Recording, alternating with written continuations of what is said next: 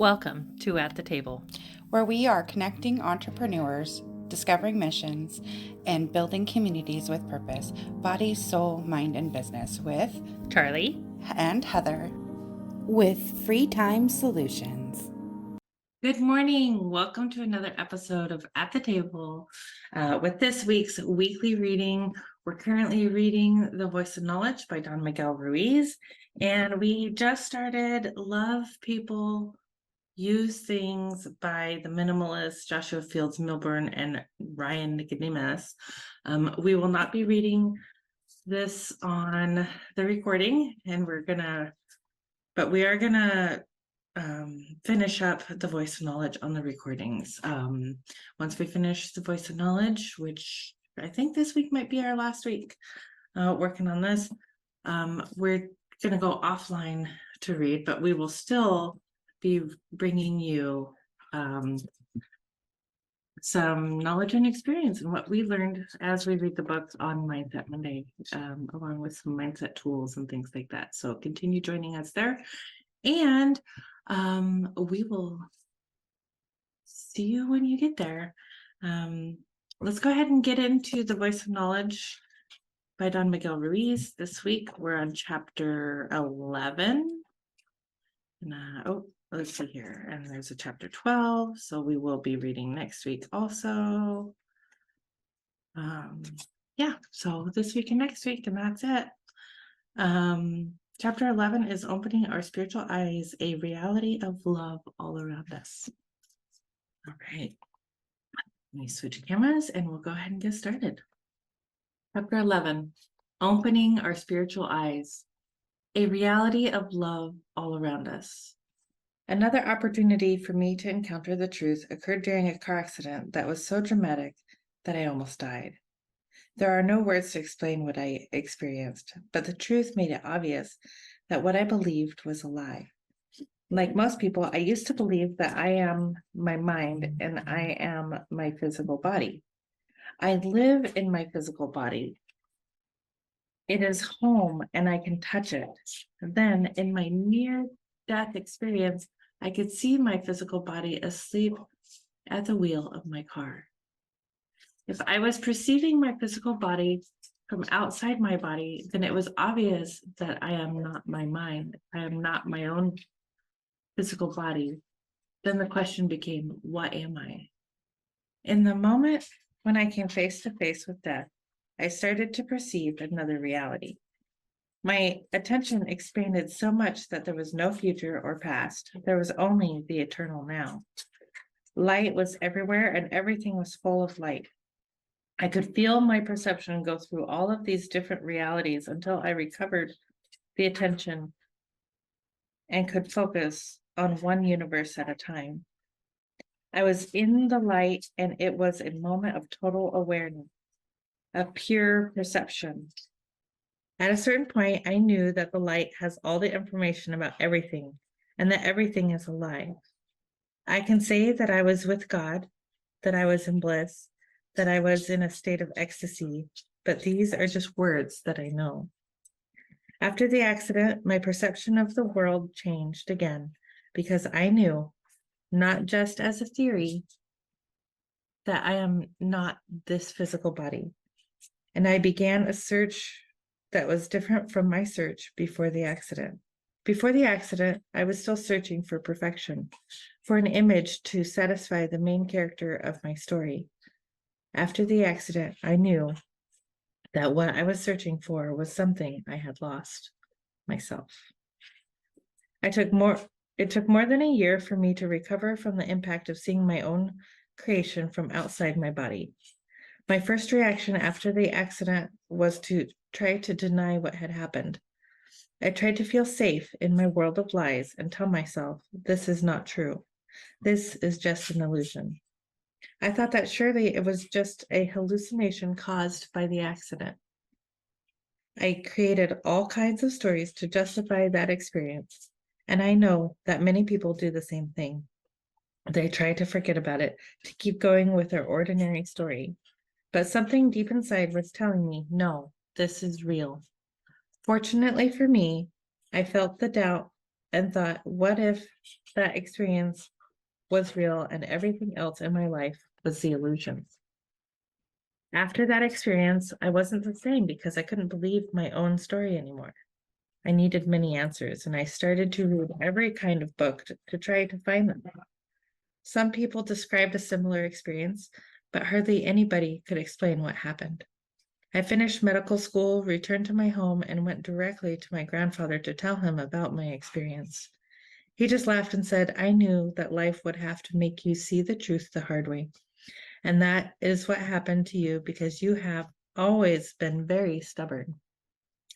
I told my grandfather that I wanted to experience that reality again to see if it was true, without an accident, of course. My grandfather told me, well, the only way you can do it is to let go of everything, just the way you did in the moment when you died. When you die, you lose everything. And if you live your life as if you've already lost everything, you will have the experience again. He gave me many clues, and I tried many times to do what he told me, but I failed. My grandfather died, and I hadn't made it yet. The next in line was my mother, and her explanation was a little different. She told me, the only way for you to experience that reality is to master dreaming. To do this, you have to completely detach from what you believe you are. You have to let go of the story of your life. It's just like the moment right before your brain goes to sleep, when you are so tired that you cannot keep your eyes open any longer. In that moment, you detach from everything. You don't care about anything in your story because you just want to sleep. When you can do this without falling asleep, you will have the experience again.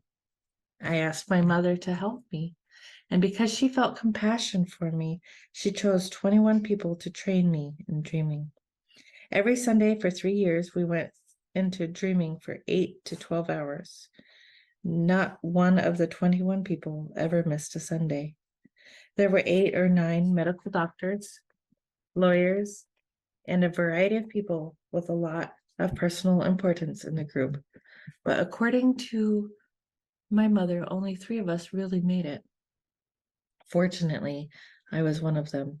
And after the first year of dreaming, I finally had the experience again with full awareness. That was it. After that point, the other 2 years of dreaming were the greatest experience of my life. Each time I went into the state of ecstasy, I was able to stay there a little longer. Then, a few days later, I would lose it again and be back to the way I had been almost all of my life. I was determined to experience that state all the time. There was no way I could live my life any differently. It took me 3 or 4 months to have the experience for the third time, but it happened again, and now I was staying longer.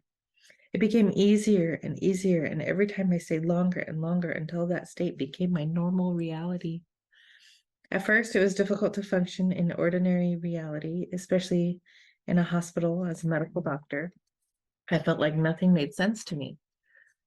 But in some ways, I was functioning better. It was as though I could see 2 realities at the same time. I could see what really is, but I could also see the stories. And it was a big shock at a certain point just to see myself lying and to see everybody around me lying, though I didn't have any judgments about it. I could see that the people were making nonsense of their life. I could see them creating drama and emotional pain. They would get so upset over something that wasn't important. They would make up stories and lie about everything. It was amazing and even kind of funny to watch them do it. But I had to refrain from laughing because I knew they would take it personally. They could not see their own stories because they were blind. People have the right to live their life in a way they want to live it. But if you have had the experience I've been describing, you understand. Certainly, many people have had the same experience, but then fear makes them try to deny what happened. Many times when I've given workshops, I see people go so high into love and they understand a great deal, but if they see something in their story that they don't like, they just deny the whole experience and run away. And if the truth hits their personal importance, they devalue everything and run away with a lot of judgments. I see this happen all the time, but it's okay because it's all the truth they can handle. It took me many years for me to win the conflict between the truth and what is not the truth because our lies are so seductive. The temptation to believe in lies is very strong, but the car accident pushed me to another point of reference. And yes, now I know that there's another reality right here and right now. And it is more than the reality of light and sound that we normally perceive. There are many realities that exist, but we only perceive the reality where we focus our attention. I can say, according to my story, that the reality I experienced is a reality of love. The energy of love is just like the light that comes from the sun. The sunlight splits into thousands of different colors, and the light looks different depending on what is reflecting the light. That is why we can see different colors, different shapes, and different forms. Well, for me, the same thing happens in this reality of love. You perceive the reflection of the emotions coming from every object. And as with light, the emotion of love looks different depending on what is reflecting the love. The emotional body creates an entire reality right in front of your eyes in the same place that the reality of light exists. Of course, it's almost impossible to put into words, but I think it's worth trying. I want you to use your imagination to try to understand what I am saying. I want you to use your imagination to try to understand what I'm saying. I want you to imagine that humans have been blind for thousands of years. We have no idea that light exists because we just don't open our eyes. But we develop the rest of our senses and we create an entire virtual reality through sound. Like bats, we recognize objects through the reflection of sound. We give names to every object and emotion. We create a language, we create knowledge, and we communicate through sound. That is our reality, a reality of sound. Then imagine that for some time in your life, you open your eyes and you perceive light. Suddenly, a reality full of objects, shapes, and colors appears in front of you. You cannot comprehend this reality because you have never seen light before. For the first time, you see flowers and clouds and grass and butterflies. You see the rain, the snow, the oceans, the stars, the moon, the sun. Perhaps you don't even perceive these things as separate objects because you have no idea what you're perceiving. You cannot name anything you see. There are no words to describe your experience. You have to use the universe of sound to explain the universe of light. You try to compare colors with sounds, shapes with melodies. You say the color is red like this kind of tone in the musical scale. The ocean is like this symphony. Imagine your emotional reaction to seeing so much color and beauty for the first time. You are overwhelmed with emotions and tears flow out of your eyes. Just by perceiving all of this beauty, your heart begins to open wide and love starts pouring out of you. If you try to describe your emotions, you say, I'm in bliss, I'm in ecstasy, I'm in a state of grace. Then you close your eyes and again you perceive only the reality of sound. Now, even if you want to, you cannot open your eyes again. How can you explain that experience to yourself when there are no words to explain it? How can you explain a color or a shape of the form of a butterfly? How can you share this experience with other people if they have never seen light? How can you believe that the reality of sound is the only reality that exists? Now we can understand why Moses came down from the mountain and talked about the promised land. What else could he say?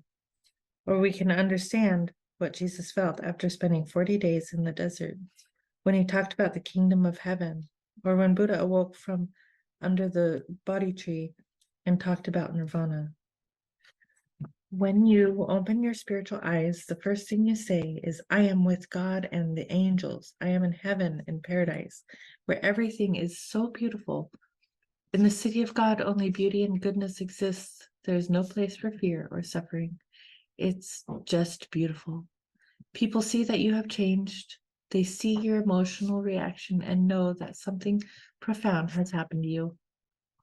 From my point of view, the reality I experienced is all of that together. It is ecstasy all the time. In my personal mythology, I experienced the reality of truth, the reality of love. It's a reality that belongs to all of us, but we just don't see it. And if we don't see it, it's because we are blinded by all of the lies from thousands of years ago. If you can open what I call the spiritual eyes, you will perceive what is without the lies. And I can assure you, it's a reality that belongs to all of us, but we just don't see it. And if we don't see it, it's because we are blinded by all of the lies from thousands of years ago. If you can open what I call the spiritual eyes, you'll perceive what is without the lies. And I can assure you that your emotional reaction will be overwhelming. For you, it is no longer a theory that your story is just a dream. Heaven is the truth, but the story you are perceiving right now is not the truth. It's an illusion. What is real is so beautiful, and there is no words to explain it, but it is there. There is a whole reality created by the reflection of emotions, and in that reality, you can see what is real is your love. I know that I used to perceive that reality before I learned to speak. I know that before the voice of knowledge, all of us perceive that reality all of the time. What you are is something incredibly magnificent, and not just humans, but every animal, every flower, every rock, because everything is the same. When you open your spiritual eyes, you see the simplicity of life. I am life, and you are life. There is no empty space in the universe because everything is full of life. But life is a force that you cannot see. You only see the effects of life, the process of life in action. You see a flower opening or a tree with the leaves changing colors and falling to the ground. You see a child growing. You see a human becoming old. You have the sense of time, but it's nothing but the reaction of life passing through matter. You don't see yourself, but you see the manifestation of life in your physical body. You can move your hand. You can see the manifestation of being alive. If you hear your voice, you hear the manifestation of being alive. You see your own physical body when you used to have little hands and very fresh skin, then big hands. You see all these changes in your own physical body, but you still feel that you are the same person. The closest I can come to describing what you are is that you are a force of life that is transforming everything. This force is moving every atom of your physical body. This force is creating every thought. The spirit of life expresses itself through your physical body, and your physical body can say, I am alive. Because that force of transformation lives in every cell of your physical body. That force has the awareness to perceive an entire reality. That force feels everything. Your physical body is perceiving you right now. Your body can feel you, and when your body feels you, it goes into ecstasy. Your mind can also feel you, and when your mind feels you, you can experience such intense love and compassion that you don't think any longer. I see my physical body as a mirror where life through light, I can see itself. I see my physical body as the evolution of life. Life is evolving. It is pushing matter. It is creating. The creation of humanity is not over yet. The creation of humanity is happening right now in your physical body. That force is helping you evolve. That force makes you perceive, analyze, dream, and create a story about everything you perceive. Life is the force that God uses to create everything at every moment. There is no difference between humans, dogs, cats, trees. Everything is moved by the same force of life. From my point of view, I am that force. Thanks to life, I create my art. I create my whole experience, and it's amazing. Because of me, I have emotions. Because of me, I create knowledge and I can talk. Because of me, I create the story. The force that makes me think and tell my story is the same force that makes you read and understand. There is no difference, and it's happening right now. I see myself growing older, and I know that someday I will leave this physical body. When I leave this physical body, the body will return to the earth, but life cannot be destroyed. Life is eternal.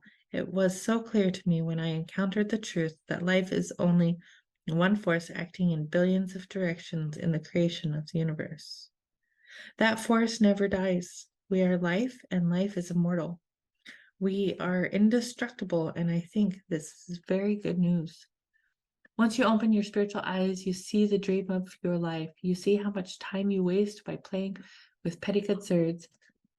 By playing with all of that nonsense and meaningless drama, you see how you keep yourself from enjoying a reality of love, a reality of joy. With your attention focused on what you believe, you cannot perceive this other reality. If your attention is hooked by the voice of knowledge, you only see your knowledge.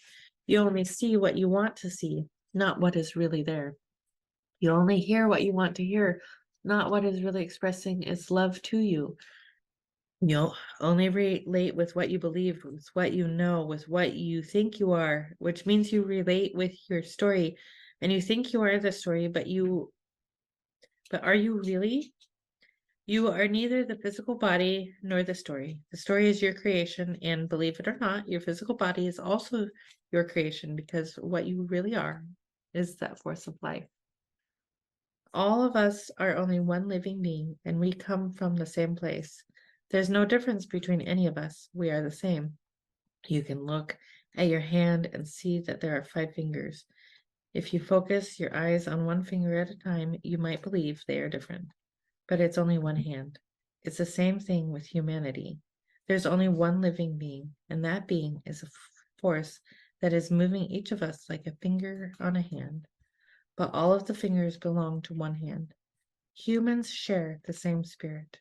We share the same soul. There is no difference between me and you, not in my eyes.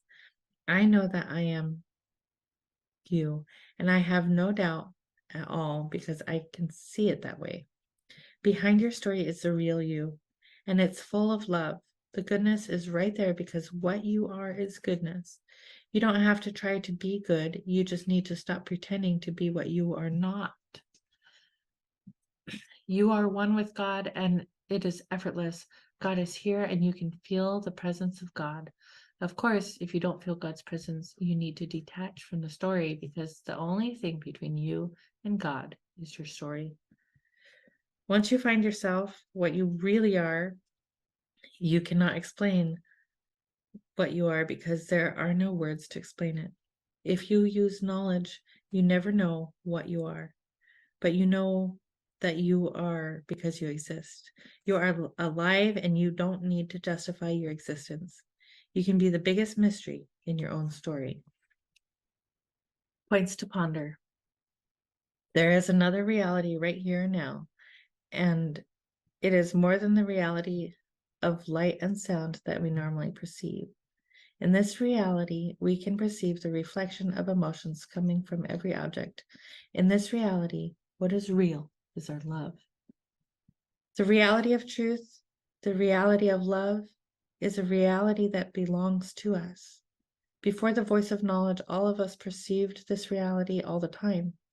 If we don't see it now, it's because we are being blinded by all of the lies from thousands of years ago. The energy of love is just like the light that comes from the sun. Like sunlight, the emotion of love looks different depending on what is reflecting the love. If you open your spiritual eyes, you perceive what is without the lies. For you, it is no longer a theory that your story is just a dream. Heaven is the truth, but the story you are perceiving right now is not the truth. It's an illusion. Life is a force that you cannot see. You only see the effects of life, the process of life in action. You don't see yourself, but you see the manifestation of life in your physical body. You have the sense of time, but it's nothing but the reaction of life passing through you. What you are is something incredibly magnificent. You are life, and not just you, but every animal, every flower, every rock is life, because everything is full of life. All of us are only one living being, and we come from the same place. Thank you for joining us for this week's weekly reading. I'm Charlie, your host, and welcome to the table. Thank you for pulling up a seat, and we'll see you next time. Namaste.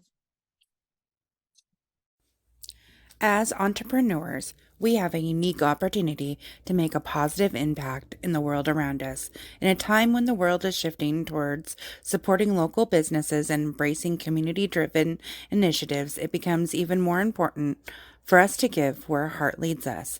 At the table, we believe in the power of giving back, and that's why we have our cause of the quarter. This quarter, we are proud to support Perfect Pals, a local organization dedicated to rescuing and providing care for stray cats in our community. By supporting local causes like Perfect Pals, we not only make a difference in the lives of those in need, but we also contribute to the growth and well-being of our local community. We believe in small acts of kindness, and they can create a ripple effect of positivity, inspiring others to do the same. As we shift our focus solely from supporting large corporations to championing local businesses and giving back, we not only strengthen our community, but we also foster a sense of connection and unity. Together, we can create a thriving ecosystem where everyone can flourish. So let's follow our hearts and give where it truly matters. Join in supporting Perfect Pals and making a difference in the lives of these furry companions. Together we can make our community a better place, one act of kindness at a time. Thank you for being part of our journey and for embracing the spirit of giving. Together, let's create a brighter future for all.